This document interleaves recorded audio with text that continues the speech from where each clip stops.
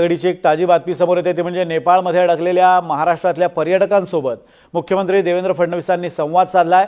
अडकलेल्या पर्यटकांना मुख्यमंत्र्यांनी आधार दिलेला आहे। लवकरात लवकर तुमची सुटका केली जाईल असंही त्यांचं आश्वासन या पर्यटकांना त्यांनी दिलेलं आहे। नेपाळमध्ये अडकलेल्या पर्यटकांसोबत संवाद साधण्याचे प्रयत्न सरकारकडून सुरू आहेत आणि या प्रयत्नांचा एक भाग म्हणून मुख्यमंत्री देवेंद्र फडणवीसांनी काही पर्यटकांशी संवाद साधलाय।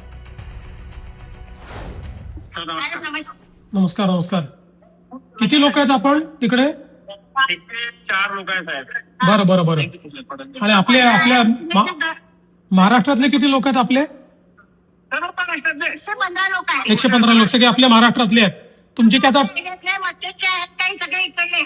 बरं बरं सगळे नागपूरचे आहेत। बरं बरं बरं ठीक आहे। त्यांना तात्काळ संपर्क साधतो आम्ही आणि त्यांना त्या ठिकाणी कारवाई करायला लावतो। काळजी करू नका।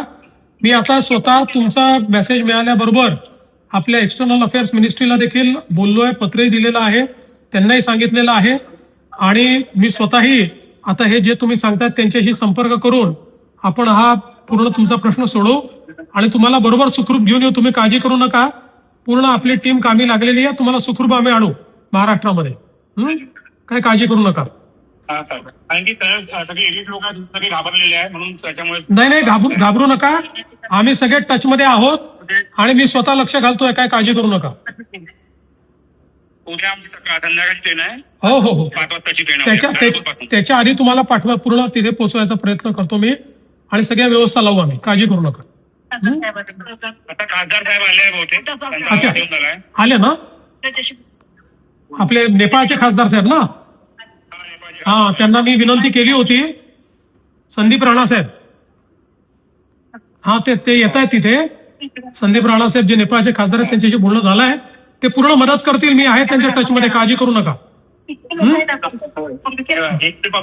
हो हो चला। पहिल्यांदा मला या गोष्टीचा आनंद आणि समाधान आहे की तुम्ही सगळे सुखरूप आहात। तुम्ही सगळे सुखरूप आहात याचा आनंद आणि समाधान आहे। आता तुम्हाला सुखरूप महाराष्ट्रात परत आणू। काळजी करू नका। थोड़ा फंसे हैं। आपका मदद चाहिए सर। पूरी मदद करेंगे, आप चिंता मत करो। अभी मैं सब हमारे साथ में बड़ा है, प्रेजेंट भी बड़ा है। नहीं कुछ नहीं होगा। जो भी कुछ बोल रहे हैं बोलिए सर। आप चिंता मत करिए, सबको मैं वापिस लाता हूँ, बराबर लाता हूँ। व्यवस्था हम पूरी कर रहे हैं, आप चिंता मत करिए।